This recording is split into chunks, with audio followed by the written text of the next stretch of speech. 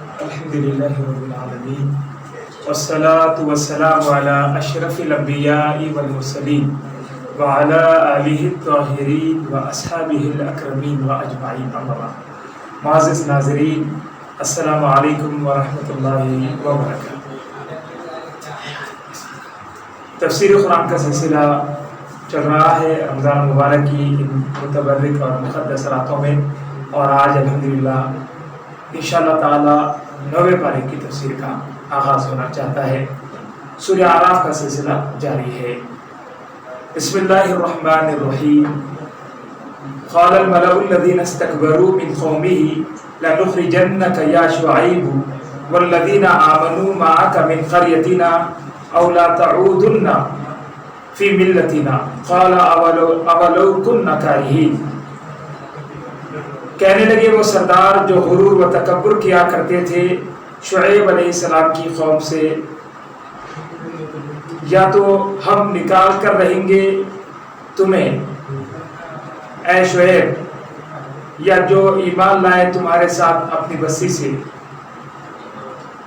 یا تمہیں لوٹ آنا ہوگا ہماری ملت میں. شعیب علیہ السلام نے کہا اگرچہ یہ بات ہم کو بے حد جو ہے ناپسند ہے. عزیزان گرامی، اب اس طرح جو ہے ہردر بھی بڑھ گئی اور شعیب علیہ السلام کی قوم نے آپ کے پیام کو ماننے سے انکار کر دیا، اور پھر انہوں نے جو ہے صاف کہہ دیا کہ آپ اور آپ کی قوم کو یا تو پھر ہماری جو ہے پرانی جو ہے یعنی پرانے اپنے خیالات اور باطل عقیدے کی طرف لوٹ کر آنا ہوگا، یا اگر نہیں تو پھر آپ کو ہم اپنے جو ہے بستی سے نکال دیں گے، اپنے علاقے سے جو ہے اپنے شہر سے جو ہے باہر کر دیں گے. جب یہ دھمکیاں دینے لگے تو عزیزان محترم شعیب علیہ السلام نے ان کی ان باتوں کو سنا، اور پھر آپ نے جو ہے اس کا جواب دیا اور فرمانے لگے، اپنے پختہ ارادے کا اظہار کیا اور فرمایا کہ ہمیں بہت ناپسند ہے کہ ہم جو ہے لوٹ کر ہم کوئی جو ہے کسی قیمت پر بھی تمہاری طرف لوٹ نہیں سکتے. اپنا پختہ ارادہ و عزم بتایا کہ ہم راہ راست کو کسی قیمت پر بھی چھوڑنے کے لیے تیار نہیں، اور اس کے لیے بڑی سے بڑی قربانی پیش کرنے پر آمادہ ہے، لیکن اس میں خودی کی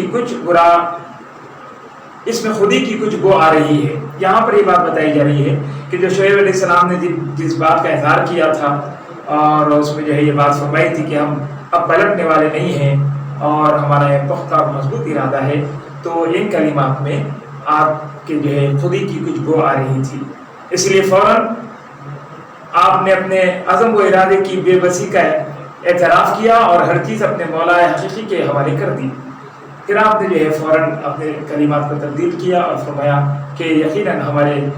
میں جو ہے ساری چیزوں کو اپنے مولا کی طرف رجوع کرتا ہوں، اور یعنی ہماری ہدایت پر ثابت قدم رہنا اور اسی وقت تک ہے جب تک اس کی نظر کرم اور توفیق ہمارے شامل حال ہے، ورنہ ہماری نیکی اور تقویٰ کسی کام نہیں. اب یہاں پر آپ یہ فرما رہے ہیں کہ اللہ کی طرف رجوع کر لیے، اور بولے کہ اگر ہمارے رب ذوالجلال میرے رب کا مجھ پر کرم ہوگا تو پھر یقیناً ہم پر کرم ہوگا تو ہم برابر جو ہے ثابت قدم رہیں گے اور کامیاب ہو جائیں گے، ورنہ ہماری نیکی اور تقویٰ کسی کام نہیں آ سکتے.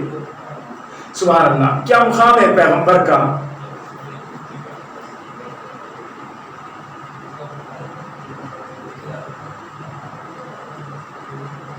اب یہاں پر یہ بات جو ہے قابل غور ہے کہ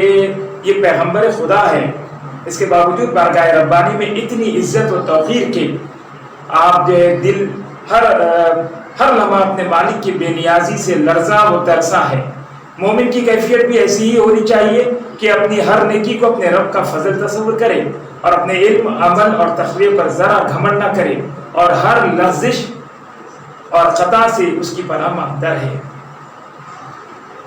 مدین کے رئیسوں نے جب حضرت شعیب علیہ السلام کی تبلیغ کو اثر انداز ہوتے ہوئے محسوس کیا تو اپنی قوم کو معاشی بدحالی سے خوفزدہ کرنا شروع کر دیا. انہیں بتایا کہ اگر تم نے شعیب کی بات مان لی اور کم تولنا، کم ناپنا وغیرہ ہتھ کنڈوں کو استعمال کرنا چھوڑ دیا تو سن لو گھما گھمی اور معاشی فارغ البالی سب ختم ہو کر رہ جائے گی، پھر تم ہوں گے اور تمہاری فاخہ مستیاں۔ بیمار ذہن کچھ ایسے ہی سوچا کرتے ہیں، اصولوں کی پابندی میں اسے اپنی ناکامی، راہ راست پر چلنے میں اپنی ہلاکت کے خدشات اور دین حق پر ایمان لانے میں اسے محیط خطرات دکھائی دینے لگتے ہیں، حالانکہ حقیقت اس کے بالکل برعکس ہوتی ہے۔ نبی ایسے ہی بیمار ذہنوں کے علاج کے لیے مبعوث کیے جاتے ہیں۔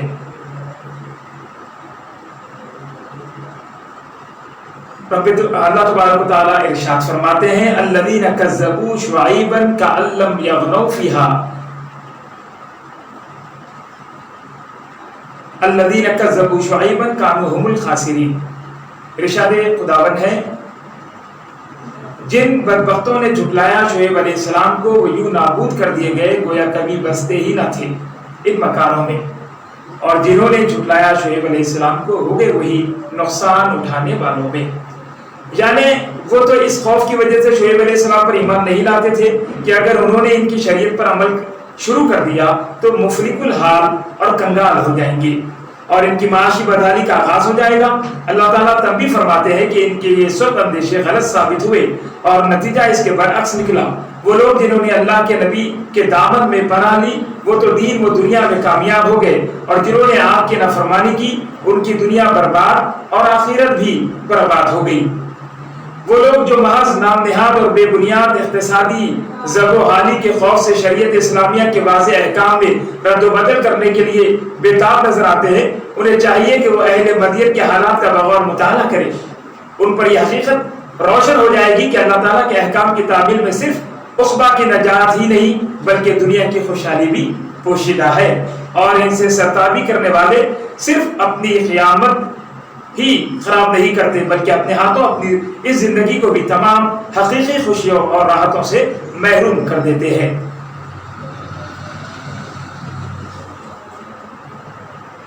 عزیزان محترم، الذین کذبوا شعیبا کانوا هم الخاسرین فرمایا گیا جنہوں نے شعیب علیہ السلام کو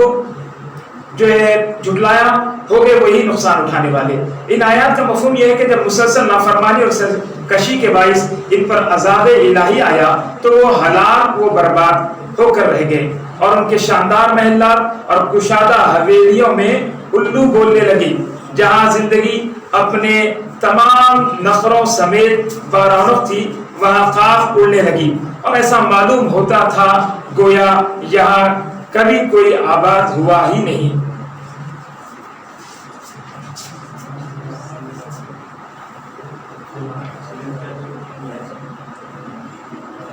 یہ بیان تو جو متعدد رکوعوں میں پھیلا ہوا ہے، اس سے مدعا صرف داستان سرائی اور قصہ گوئی نہیں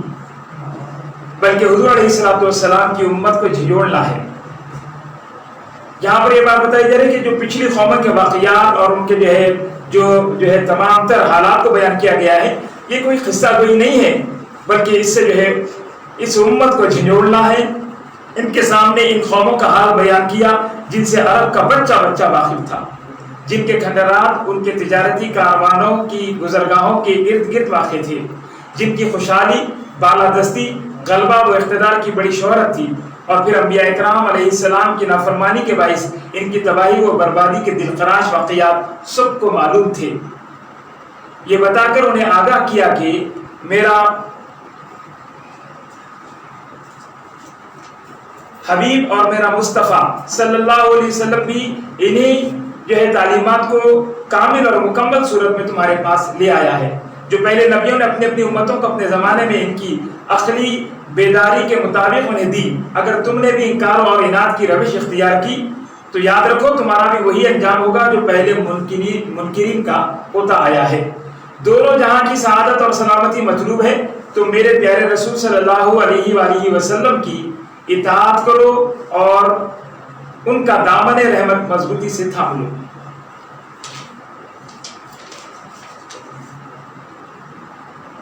اللہ تعالیٰ ارشاد فرماتے ہیں وَلَوْ أَنَّ أَهْلَ الْقُرَىٰ آمَنُوا وَاتَّقَوْا لَفَتَحْنَا عَلَيْهِمْ بَرَكَاتٍ مِّنَ السَّمَاءِ وَالْأَرْضِ،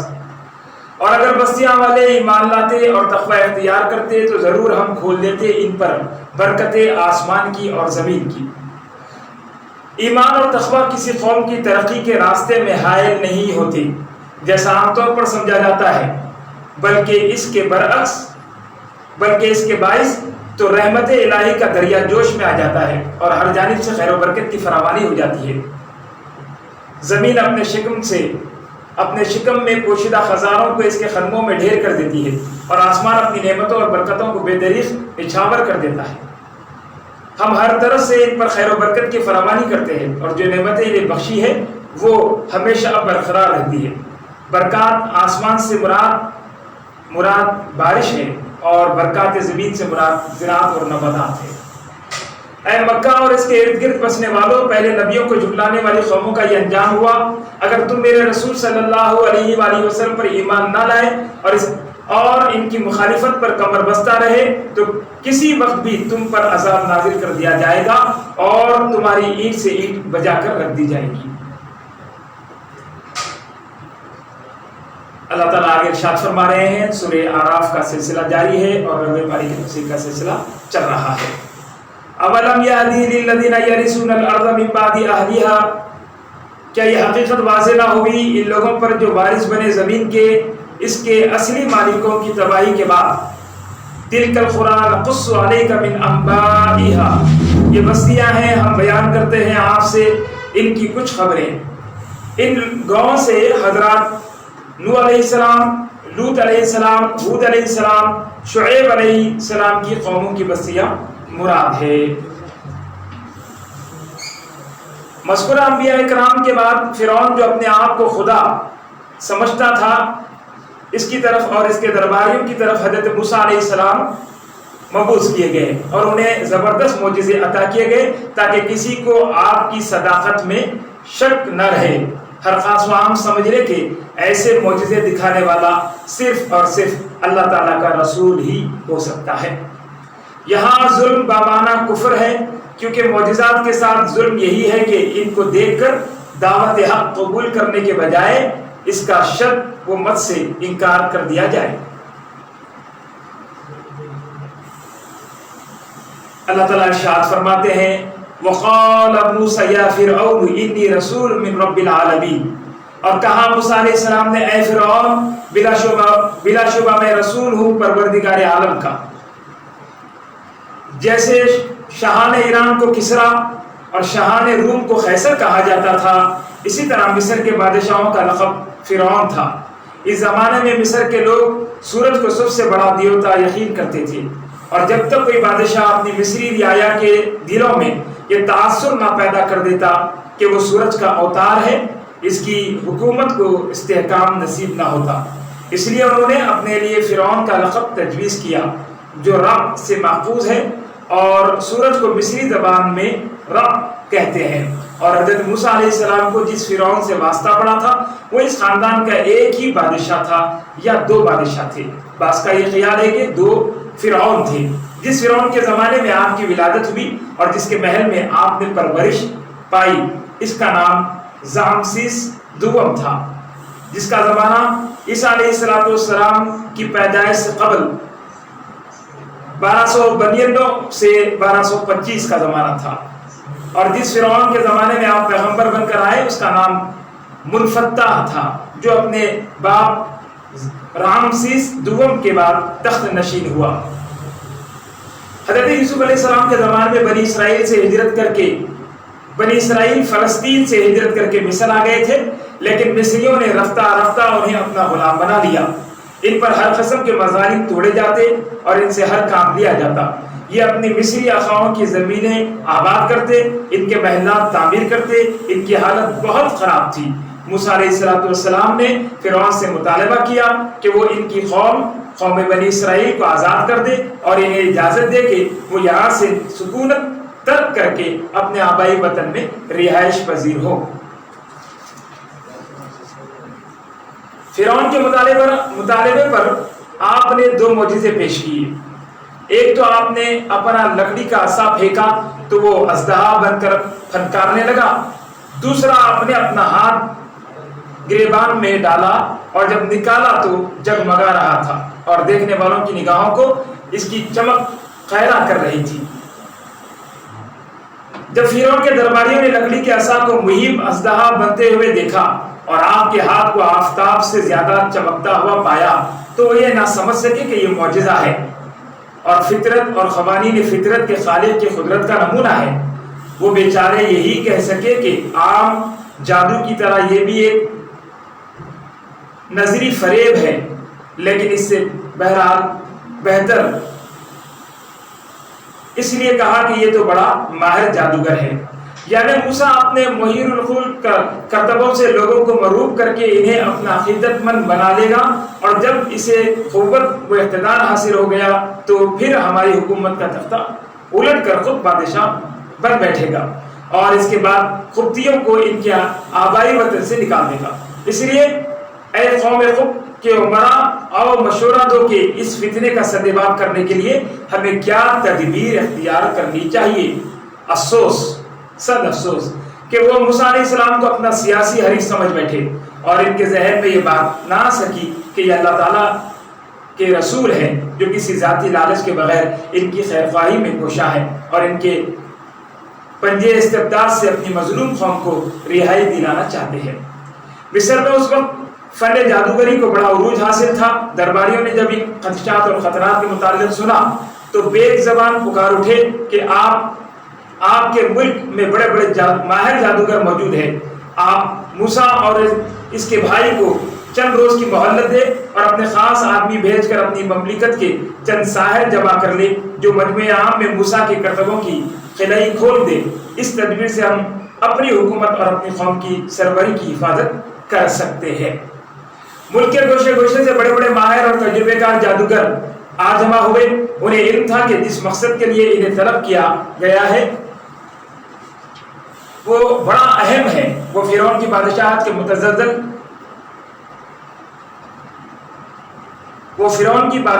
تزلزل تخت کو سہارا دینے، یعنی اس کے جو ہے گرتے ہوئے تخت کو سہارا دینے کے لیے بلائے گئے تھے۔ اس لیے انہوں نے فرعون سے پہلے ہی منوا لیا کہ اگر انہوں نے موسیٰ کو شکست دے دی تو انہیں شاہانہ انعامات سے نوازا جائے گا۔ اس مطالبے میں اس بات کی طرف بھی اشارہ ہے کہ انہیں اپنی کامیابی کا کامل یقین تھا، تبھی تو وہ انعامات کا وعدہ لے رہے تھے۔ فرعون جو نبوت کی پہلی ہی عتاب آلود نگاہ سے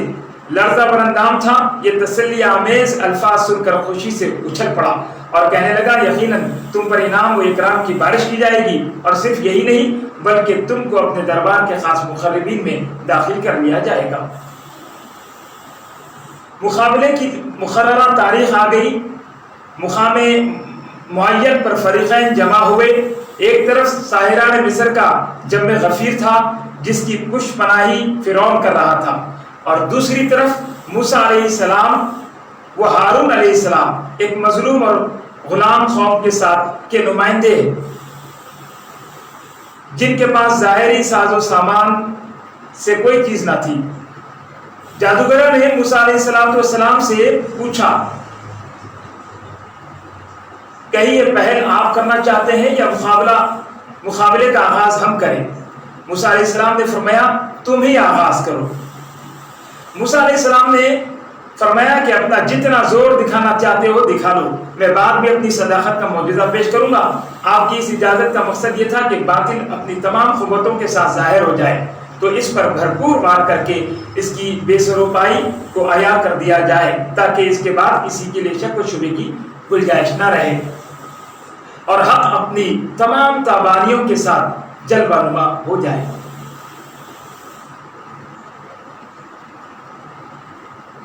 جب وہ اپنے فن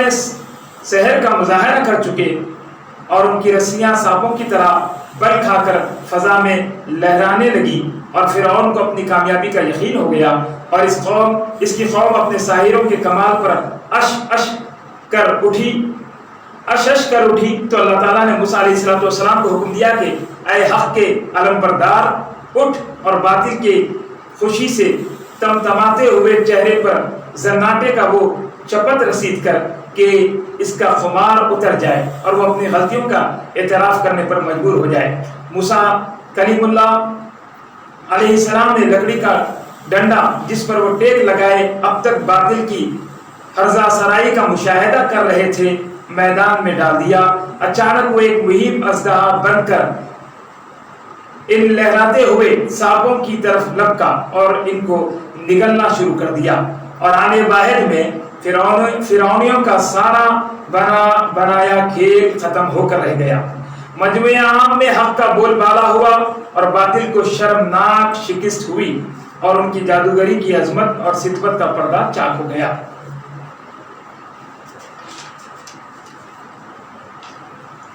مقابلے میں جب انہوں نے اپنے جادو کی ناکامی اور اعجاز موسوی کی کامیابی دیکھی تو وہ مجبور ہو کر سجدے میں گر پڑے اور اس پروردگار عالم پر ایمان لانے کا اعلان کر دیا، جس کی الوہیت اور وحدانیت کا اعلان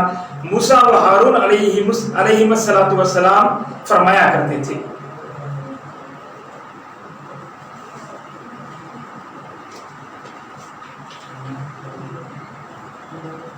جادوگروں نے موسیٰ علیہ السلام سے پوچھا،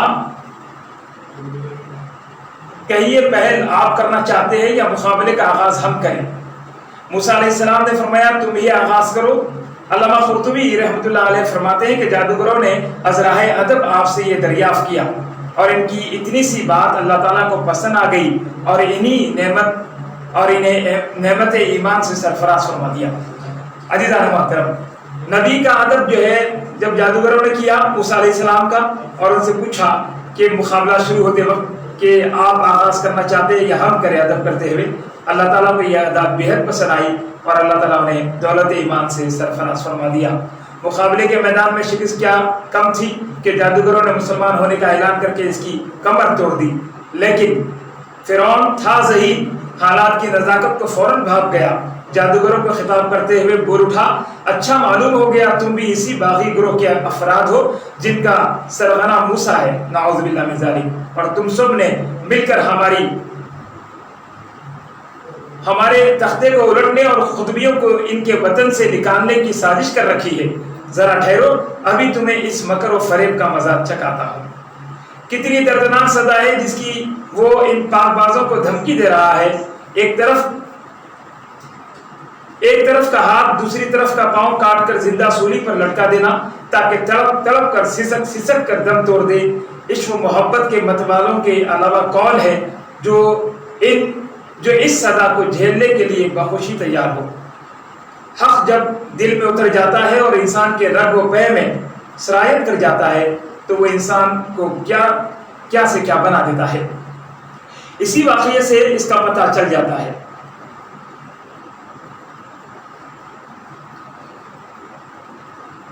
گمراہی کے گہرے کھڈ میں گرے ہوئے جادوگروں نے جب حق کو قبول کر لیا تو وہ چشم زدت میں انسانیت کے اس عرفہ و اعلیٰ مقام پر فائز ہو گئے جہاں نوری فرشتوں کی بھی رسائی نہیں۔ غیرت عشق نے انہیں اپنے ایمان کو کسی تقیے کے غلاف میں لپٹنے کی اجازت نہ دی۔ ایسی ہوش ربا سزا سننے کے بعد بھی ان کے پاؤں نہیں ڈگمگائے بلکہ باطل کے چیلنج کو بخوشی قبول کر لیا۔ برملا مجموعہ عام میں فرعون کے منہ پر اس کی دھمکی کا بڑی بے پرواہی اور بے نیازی سے جواب دے کر اس کو اور سیخ پا کر دیا۔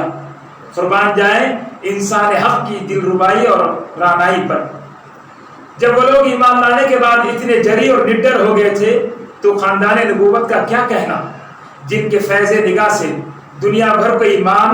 صداقت، شجاعت کی دولت ملی۔ یہ کہہ کر انہوں نے فرعون کے ایک اور چرکا لگایا، یعنی ہم سے اگر کوئی غلطی یا گناہ سرزد ہوتا اور تو ہمیں سزا دیتا تو کوئی معقول بات بھی تھی، اب تو ہمیں یہ سزا اس لیے دے رہا ہے کہ ہم نے اللہ کو وحدہ لا شریک مان لیا ہے اور اس کی آیات دیکھ کر اس کے رسول کی تصدیق کی ہے۔ چاہیے تو یہ تھا کہ اس سب سے بڑی اور روشن سچائی پر تو بھی ایمان لاتا اور ہمیں اس حق شناسی پر انعام دیتا، لیکن الٹا تو ہمیں اس لیے سولی پر لٹکا رہا ہے کہ یہ خود تیری نادانی اور بدنصیبی کی کھلی دلیل ہے۔ فرعون کو کھری کھری سنانے کے بعد اب انتہائی خشوع و خضوع کے ساتھ بارگاہ الہی میں عرض کرتے ہیں، اے مولا امتحان کے مشکل ترین لمحوں میں ہمیں صبر عطا فرما، اور جب ہماری روحیں اس پیکر خاکی سے نکلنے لگے تو لبوں پر تیری توحید کی شہادت ہو۔ قبطی سرداروں نے جب دیکھا کہ موسیٰ علیہ السلام کا اثر، وہ نفوذ دن بدن بڑھ رہا ہے، بنی اسرائیل کے علاوہ ان کی اپنی قوم کے کئی افراد موسیٰ علیہ السلام کی طرف مائل ہوتے جا رہے ہیں، تو انہیں اپنے مستقبل کے متعلق شدید خطرات محسوس ہونے لگے، اور فرعون کو یہ کہہ کر بھڑکانا شروع کر دیا کہ آپ کے ملک میں آپ کی خدائی اور آپ کے تجویز کیے ہوئے دوسرے خداؤں کی خدائی کے خلاف کھلم کھلا پرچار ہو رہا ہے، اور آپ ہے کہ اس بات کی پرواہ ہی نہیں کرتے۔ اگر یہی لیل و نہار ہے، اگر یہی لیل و نہار رہے تو یاد رکھیے فتنہ و فساد کی آگ بھڑک اٹھے گی اور آپ کی خدائی کا تختہ الٹ کر رکھ دیا جائے گا۔ بعض نے کہا ہے کہ فرعون لوگوں سے تو اپنی عبادت کروایا کرتا تھا، لیکن اس کا اپنا بھی ایک معبود تھا، گئے ستارے سورج جس کی وہ پرورش کیا کرتا تھا، پرستش کیا کرتا تھا۔ بعض علماء کی رائے یہ ہے کہ خود تو وہ اپنے آپ کو بڑا خدا کہلواتا تھا، اور اپنے علاوہ اس نے کئی اور معبودوں کو مقرر کر رکھے تھے، اور اپنی قوم کو حکم دے رکھا تھا کہ اس کی عبادت کے ساتھ ساتھ وہ ان کی پوجا بھی کیا کرے۔ وہ باطل پرست جو حق کو حق سمجھنے کے باوجود اسے قبول کرنے کے لیے تیار نہیں ہوتے، جب وہ حق کی روشنی پھیلتے ہوئے دیکھتے ہیں تو لوگوں کی آنکھوں میں دھول ڈالنے کے لیے یہ پروپیگنڈا شروع کر دیتے ہیں کہ یہ لوگ ملک کے امن اور سلامتی کے لیے خطرہ ہے، یہ بغاوت کی آگ بھڑکا رہے ہیں اور فتنہ و فساد پھیلا کر ملک کی ترقی کی راہ میں روڑے اٹکا رہے ہیں۔ ان کی چال کامیاب رہی اور فرعون بھڑک اٹھا اور انہیں یقین دلایا کہ وہ بنی اسرائیل کے ساتھ وہی ظالمانہ برتاؤ کرے گا جو پہلے ان کے ساتھ کیا جا چکا ہے۔ جب ان کے لڑکے قتل کر دیے جائیں گے تو ان کی لڑکیاں دوسری قوم میں جذب ہو کر رہ جائے گی اور رفتہ رفتہ اس قوم کا خاتمہ ہو جائے گا۔ موسیٰ علیہ السلام کو اس خونی منصوبے کا علم ہوا تو آپ نے اپنی قوم کو صبر و استقامت کی تلقین فرمائی اور انہیں بتایا کہ زمین کا حقیقی مالک اللہ تعالیٰ ہے، اور یہ اسی کے اختیار میں ہے کہ جس قوم کو چاہے اس زمین کا مالک بنا دے۔ اگر عارضی طور پر فرعون کو مصر کی حکومت ملی ہے تو کیا ہوا، اس کا انجام بڑا ہولناک ہوگا، اور آخرکار کامیابی اور کامرانی کا صحرا ان کے سر باندھا جائے گا جو متقی و پرہیزگار ہوں گے۔ فرعون کی یہ دھمکی سن کر بنی اسرائیل گھبرا گئے اور کہنے لگے کہ اے موسیٰ، آپ کے آنے سے پہلے بھی ہم فرعون کے ظلم و ستم کا تختے مشق بنے رہے، ہمارے معصوم بچوں کو بے دردی سے قتل کیا جاتا رہا، اور ہماری خواتین کو انہوں نے لونڈیاں بنائے رکھا۔ خیال تھا کہ آپ کی آمد سے ہماری مصیبتوں کی کالی رات ختم ہوگی اور ہمیں آرام و راحت کی سانس نصیب ہوگی، لیکن کچھ نہ ہوا، وہی مصیبتیں ہیں اور وہی ہم ہیں۔ اب ہم کریں تو کیا کریں، جائیں تو کہاں جائیں۔ موسیٰ علیہ السلام نے انہیں تسلی دیتے ہوئے کہا کہ پریشان ہونے کی ضرورت نہیں، اللہ تعالیٰ تمہارے دشمن کو ہلاک کر دے گا اور حکومت میں اقتدار تمہیں بخش دیا جائے گا۔ بڑا ہی غور طلب جملہ ہے، یعنی تمہیں حکومت و اقتدار عطا فرمانے کے بعد وہ دیکھے گا کہ تم کہاں تک اس کی اطاعت و فرمانبرداری کرتے ہو اور عدل و انصاف کے تقاضوں کو کہاں تک پورا کرتے ہو۔ اللہ تعالیٰ ہر قوم کو موقع دیتا ہے کہ وہ قوت و اختیار کی مسند پر بیٹھ کر یہ ثابت کرے کہ کیا وہ اس کی اہل ہے یا نہیں۔ جیسے اس پارے کی ابتدا میں بتایا گیا کہ کسی قوم پر فیصلہ کن عذاب فوراً ہی نہیں بھیج دیا جاتا، بلکہ پہلے اسے مختلف قسم کی سختیوں سے دوچار کر دیا جاتا ہے تاکہ اس کا سخت دل نرم ہو جائے اور وہ اس تنبیہ سے اپنی سابقہ کج روی کی غلطیوں کی تلافی کر لی، اور کبھی اس پر نعمتوں کی بارش کی جاتی ہے تاکہ وہ اپنے منی میں حقیقی کو پہچان کر اس کی پہم نوازشات سے متاثر ہو کر نافرمانی سے باز آ جائے۔ اور جب سمجھانے کے یہ سارے طریقے بھی بے اثر ثابت ہوتے ہیں تو پھر ان پر ایسا عذاب نازل کیا جاتا ہے جو ان کا نام و نشان تک مٹا دیتا ہے۔ اسی سنت الہی کے مطابق آخری عذاب سے پہلے فرعونیوں کو کبھی مصائب و تکالیف سے اور کبھی انعامات اور نوازشات سے ہوشیار کیا جاتا رہا۔ بدفعلی، بدشگونی کو عربی میں تیرتن کہتے ہیں، کیونکہ اہل عرب اکثر پرندوں کی آوازوں سے بدفعلی پکڑتے تھے، اس لیے یہ لفظ तैरून से मुश्तक हुआ। मुशरिक कौमों में फालगेरी की रस्म बहुत कदीम से है। इनके अवाम परस मिजाज हर चीज़ से असर कबूल करते हैं। किसी काम को निकलने रास्ते में कोई जानवर सामने से गुजर गया, किसी परिंदे की आवाज़ कान में पड़ गई, फौरन घर वापस लौट आए। इस्लाम ने जहाँ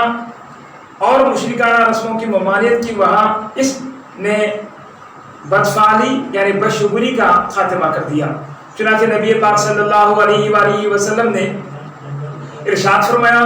जो किसी चीज़ से बदफाली पकड़कर अपने मकसद से लौट आया उसने शिर्क किया। अर्ज़ की गई, या रसूलुल्लाह सल्लल्लाहु अलैहि वसल्लम, ऐसा शख्स क्या कफ़ारा दे ताकि इसकी तौबा कबूल हो? फरमाया, वो ये कहे, अल्लाहुम्मा ला तैरा इल्ला तैरुका वला खैरा इल्ला खैरुका वला इलाहा गैरुका सुम्मा यमज़ा लिहाजतिही। ऐ अल्लाह, तेरी फाल के बगैर और कोई फाल नहीं, तेरी भलाई के बगैर और कोई भलाई नहीं, और तेरे सिवा कोई माबूद नहीं। ये अल्फाज कहकर अपने काम को चला जाए तो इसकी तौबा कबूल होगी। मूसा अलैहिस्सलाम काफ़ी अरसे तक इस मुकाबले के बाद भी मिस्र में मुकीम रहे और अपने मौजिज़ात को दिखा कर उन्हें दावत हक़ देते रहे, लेकिन वो अपनी ज़िद और इनाद पर अड़े रहे और आखिर साफ कह दिया कि आप जो चाहे जादू के करतब दिखाते रहे, नाउज़ बिल्लाह मिन ज़ालिक, हम हरगिज़ आप पर ईमान नहीं लाएंगे। उनके ईमान ना लाने की वजह ये तो थी नहीं कि उन्हें मूसा की सदाकत में शक था। आपकी सदाकत तो उनके सामने रोज़े रोशन की तरह आया थी, लेकिन उसको तस्लीम करना उनके लिए टेढ़ी खीर थी, क्योंकि इसका साफ मतलब ये था कि वो अपने नाजायज़ इख्तियारात और मुराआत से महरूम हो जाएं, इनकी लूट खसोट पर पाबंदी लगा दी जाए और उनकी ऐश व इशरत की महफिलें धर्म भरम कर दी जाए, वो इसके लिए आमदा न थे। यही रुकावटें हैं जो हर ज़माने में हम कबूल करने के रास्ते में पहाड़ बनकर खड़ी हो जाया करती है। यहाँ अज़ाब की मुख्तलिफ सूरतों का बयान हो रहा है, जिनमें वक्तन फ़ौक्तन फ़िरौनियों को मुब्तला किया गया। तूफ़ान से मुराद कसरत बारिश से सैलाब का आ जाना, कुछ तबाही तो सैलाब से आई और बाकी मानदा फसलों का सफाया जो है वो टिड्डियों से कर दिया गया। कुमल के मुतादिद माना है। अब मूसा अलैहिस्सलाम की जो है फ़िरौन कौम पर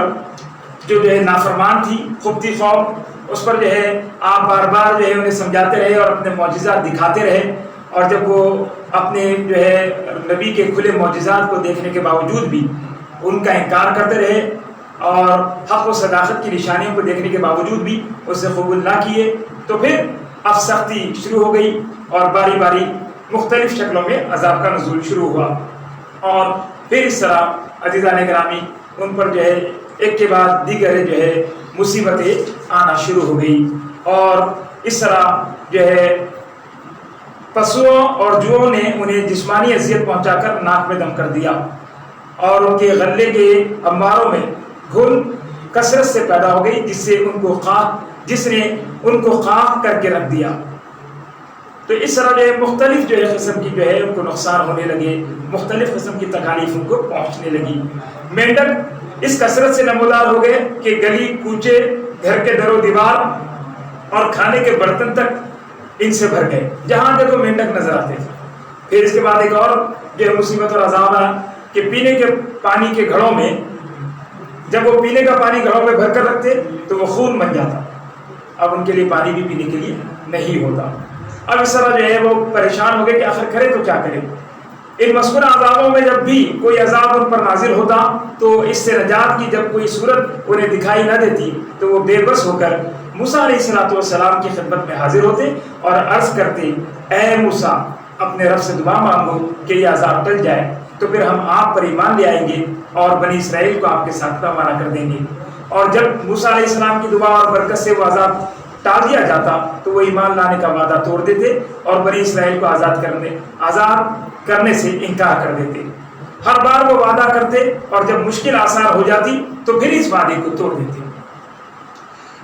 जब वो किसी तरह ईमान लाने पर तैयार ना हुए तो अंजाम कार इनको बहरे खिज़्म में गर्क कर दिया। इस अज़ाब की वजह बयान की जा रही है कि इनको ये सज़ा बिला वजह नहीं दी गई, बल्कि इनकी मुसलसल تکذیب، نافرمانی اور انکار اور پہم غفلت کی وجہ سے ان کو یہ روز برا دن دیکھنا پڑا۔ اپنی شان ذرہ نوازی کا اظہار فرمایا جا رہا ہے کہ فرعون کو تو اس کے لاؤ لشکر سمیت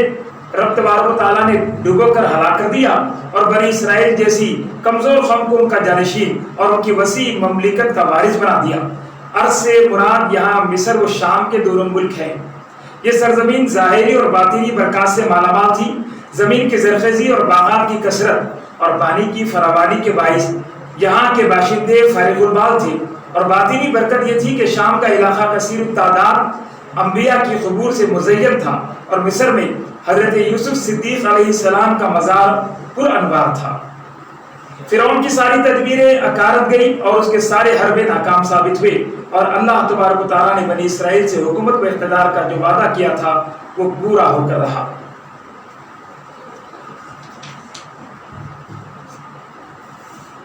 اللہ تعالیٰ ارشاد فرماتے ہیں وَوَعَدْنَا مُوسَىٰ 30 لَيْلَةً وَأَتْمَمْنَاهَا بِعَشْرٍ فَتَمَّ مِيقَاتُ رَبِّهِ 40 لَيْلَةً، اور ہم نے وعدہ کیا موسیٰ سے 30 رات کا اور مکمل کیا اسے 10 مزید راتوں سے، سو پوری ہو گئی اس کے رب کی میعاد 40 راتیں۔ حضرت موسیٰ علیہ السلام کی قیادت میں بنی اسرائیل فرعون کی غلامی سے چھٹکارا پانے کے بعد وادی سینا میں آ کر آباد ہوئے، جہاں انہیں ہر طرح کی آزادی حاصل تھی۔ مصر میں ہی آپ نے اپنی قوم کو بتا دیا تھا کہ جب وہ آزادی کی نعمت سے سرفراز کیے جائیں گے تو اللہ تعالیٰ انہیں ایک جامع کتاب دے گا جس میں زندگی کے ہر شعبے کے لیے واضح ہدایات ہوں گی۔ اب وہ کتاب عنایت کرنے کے لیے آپ کو کوہ طور پر طلب کیا گیا، اور انہیں حکم دیا گیا کہ یہ مدت جو پہلے 30 اور پھر 40 روز کر دی گئی تمام مشاغل سے الگ تلگ ہو کر یاد الہی میں بسر کرے، تاکہ ذکر فکر سے روح و قلب کو وہ قوت و توانائی حاصل ہو جائے جس سے وہ اس بارے گراں کو اٹھا سکے۔ اولیاء کرام کی 40 روزہ چلہ کشیوں کی یہی اصل ہے۔ حضرت موسیٰ علیہ السلام جب جبل طور پر روانہ ہونے لگے تو اپنے بھائی ہارون کو اپنا خلیفہ مقرر کیا اور انہیں ضروری ہدایات دی۔ آپ کو اپنی قوم کے مزاج کا علم تھا، اس لیے آپ نے ہارون کو یہ خصوصی حکم دیا کہ اگر ان کی غیر حاضری میں یہ کوئی فتنہ و فساد برپا کریں تو آپ ان کا ساتھ نہ دیں۔ حضرت ہارون علیہ السلام اگرچہ عمر میں حضرت موسیٰ علیہ السلام سے 3 سال بڑے تھے، لیکن منصب رسالت میں وہ آپ کے تابع تھے، اس لیے آپ کے حکم کے پابند تھے۔ جب 40 روزہ مدت پوری ہو گئی اور ذکر الہی سے قلب و روح میں کلام الہی سننے کی توانائی پیدا ہو گئی تو اللہ تبارک و تعالیٰ نے گفتگو فرمائی، کلام فرمایا۔ جب کلام کی لذت رگ و پے میں سرایت کر گئی تو دل میں متکلم کے شوق دید کا طوفان امڑ آیا، اور عرض کی موسیٰ علیہ السلام نے کہ اے سراپا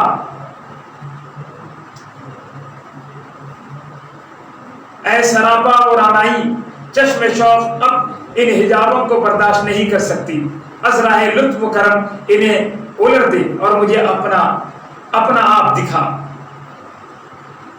حق تعالیٰ نے یہ نہیں فرمایا کہ لن اورا، میں دیکھا نہیں جا سکتا، تاکہ یہ سمجھا جائے کہ رؤیت باری ممتنع ہے جیسے معتزلہ کا مذہب ہے، بلکہ اللہ تعالیٰ نے یہ فرمایا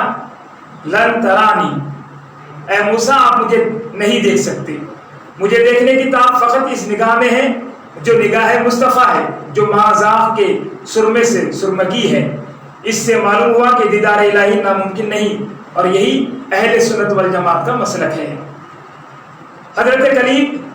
سیدنا موسیٰ علیہ السلام کی عرضداشت کا جواب تو لن ترانی سے دے دیا گیا، لیکن مزید کرم کرتے ہوئے فرمایا کہ ہم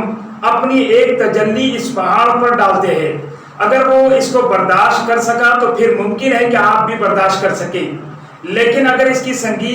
سنگینی چٹانیں اور فلک بوس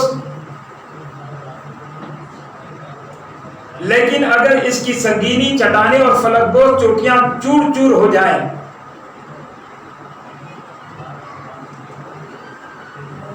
لیکن اگر اس کی سنگین چٹانیں اور فلک بوس چوٹیاں چور چور ہو جائے تو پھر آپ کو خود بخود پتا چل جائے گا کہ آپ کو بھی اس کا یارہ نہیں تھا۔ چنانچہ جب نور الہی کی ایک کرن کوہ طور پر جلوہ تراز ہوئی تو وہ ریزہ ریزہ ہو گیا اور موسیٰ علیہ السلام اس منظر کی ہیبت و جلال سے بے ہوش ہو کر گر پڑے. جب کچھ وقت گزرنے کے بعد انہیں ہوش آیا تو اللہ تعالیٰ کی پاکیزگی بیان کرتے ہوئے اپنے اس سوال پر معذرت پیش کی، کیونکہ واصلان بارگاہ الہی کے لیے اللہ تعالیٰ کے اذن کے بغیر کوئی سوال کرنا بھی بہت بڑی بات ہے، اسی لیے توبہ کر رہے ہیں. اللہ تعالیٰ ارشاد فرماتے ہیں قال یا موسیٰ انی اصطفیتک علی الناس برسالاتی و بکلامی. اللہ تعالیٰ نے فرمایا کہ اے موسیٰ میں نے سرفراز کیا ہے تجھے تمام لوگوں پر اپنی پیغمبری سے اور اپنے کلام سے، یعنی میں نے اپنا پیغام ہدایت پہنچانے کے لیے آپ کے ہم اسروں میں سے آپ کو چن لیا ہے اور آپ کو بلا واسطہ کلام کرنے کی عزت سے ممتاز فرمایا ہے. جو نعمت دی جا رہی ہے اسے بسط شوق و مسرت قبول کرو اور اسی پر اس کا شکریہ ادا کرتے رہو اور ان باتوں کے متعلق سوال نہ کرو جو آپ کی طاقت سے باہر ہے. اور ناس سے مراد صرف وہ لوگ ہیں جس کی طرف آپ رسول بنا کر بھیجے گئے ہیں. جس مقصد کے لیے موسیٰ علیہ السلام کو بلایا تھا اب اس کی تکمیل فرمائی جا رہی ہے، یعنی وہ نسخہ ہدایت و رحمت جس میں ہر طرح کی نصیحتیں اور احکام شرعیہ لکھی ہوئی تھی آپ کو دے دیا گیا. یہی تورات تھی جو پتھر کی تختیوں پر لکھائی بے وقت آپ کو دے دی گئی.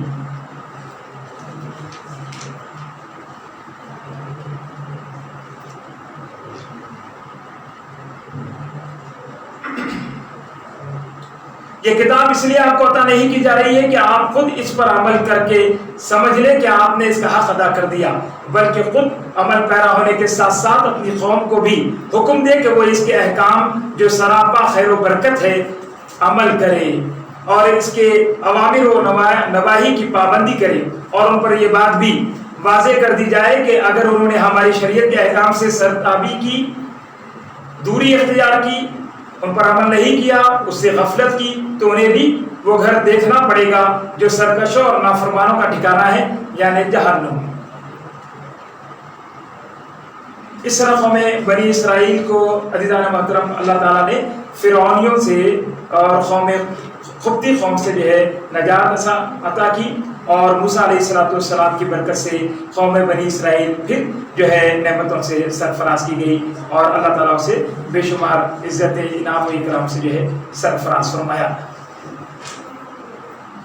جو ہے سورہ اعراف کا سلسلہ جاری ہے اور 90 پارے کی تفسیر کا سلسلہ چل رہا ہے.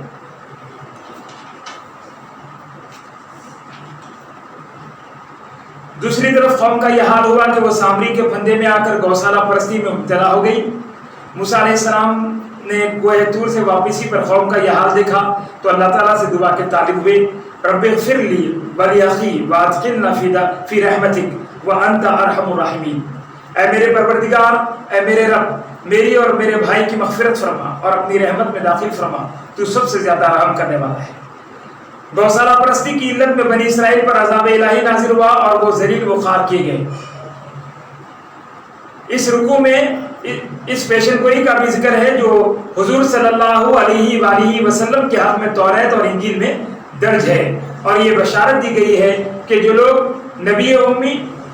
حضرت محمد مصطفیٰ صلی اللہ علیہ وآلہ وسلم پر ایمان لائیں گے اور آپ صلی اللہ علیہ وآلہ وسلم کی اتباع کریں گے وہی فلاح پائیں گے اور ہر قسم کی توقع غلامی سے نجات پائیں گے. حضور اکرم صلی اللہ علیہ وسلم کو جو دین عطا کیا گیا ہے اس کی عالمگیریت کا بیان ہے، کیونکہ آپ کی رسالت ساری دنیا جہاں کے لیے ہے. جو آپ صلی اللہ علیہ وسلم کی پیروی کرے گا وہی ہدایت پائے گا.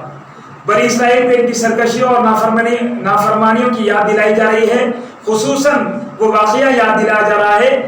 جبکہ ان کے ایک طبقے نے اللہ کی ممانعت کے باوجود ہفتے کے دن مچھلیاں مکر و فریب سے پکڑی تو خدا نے ان پر یہ عذاب نازل کیا کہ ان کی صورتیں مست کر کے بندروں جیسی بنا دی. انسان کو ازلی عہد یاد دلایا جا رہا ہے کہ وہ اللہ کی عبادت کرے گا. اللہ کے سب نام اچھے ہیں اور اچھے ناموں ہی سے اس کو پکارنا چاہیے. وَلِلَّهِ الْأَسْمَاءُ الْحُسْنَى فَادْعُوهُ بِهَا. جو لوگ اللہ کی آیتوں یا نشانیوں کو جھٹلاتے ہیں ان کو جہنم کی طرف آہستہ آہستہ ایسا گھسیٹا جاتا ہے کہ ان کو اس کی خبر تک نہیں ہوتی. بظاہر ان کو اس دنیا میں ان کی شرارتوں کے لیے کچھ مہلت مل جاتی ہے. آگے جو ہے عزیزان گرامی جو ہے اس طرح سورہ اعراف کا جو ہے اختتام ہو رہا ہے اور آخری رکوع کا کچھ خلاصہ اس طرح ہے کہ دنیا کی تمام قومیں ایک نسل واحد سے پیدا ہوئی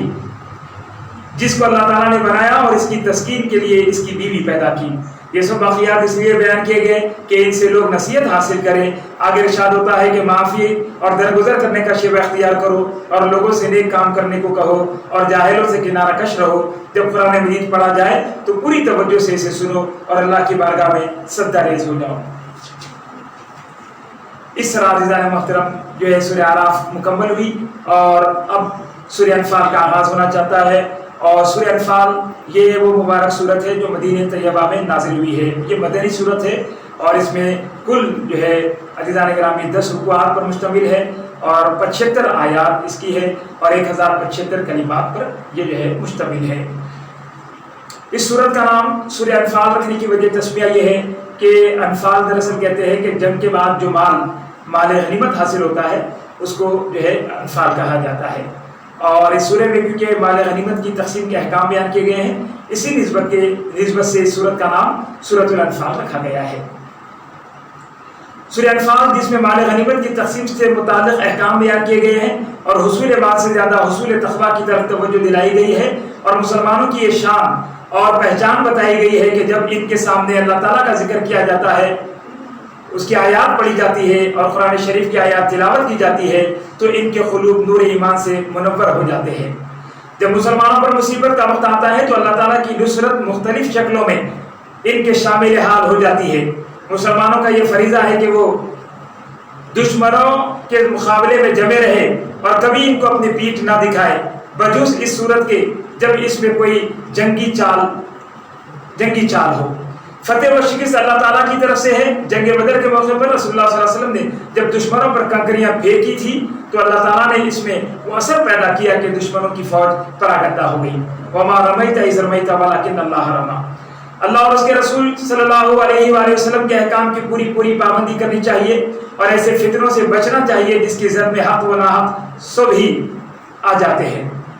اگر اللہ کا ڈر پیش نظر رہے تو اس کی طرف سے ہدایت اور مغفرت بھی آتی رہے گی. اور اس طرح عزیزان محترم 90 پارے کی تفسیر جو ہے مکمل ہونے جا رہی ہے اور آگے ارشاد ہو رہا ہے کہ کفار اگرچہ نافرمانی کے بہت سے کام کرتے ہیں لیکن یہ رسول صلی اللہ علیہ وآلہ وسلم کا توفیل ہے کہ ان کی موجودگی کی وجہ سے اللہ کا عذاب نہیں آنے پاتا. بعض وقت ان کی مخالفتوں کے باوجود کفار کو عام معافی بھی دے دی جاتی ہے اور کبھی فتنے کے روک تھام کے لیے جنگ بھی کرنی ہوتی ہے. مسلمانوں کو اس سے بڑھ کر اور کیا چاہیے کہ اللہ ہی ان کا مولا اور ان کا مددگار ہے. نعم المولا و نعم النصیر وصلی اللہ تعالی علی خیر خلقہ سیدنا محمد وعلی آلہ وصحبہ اجمعین والحمد للہ رب العالمین.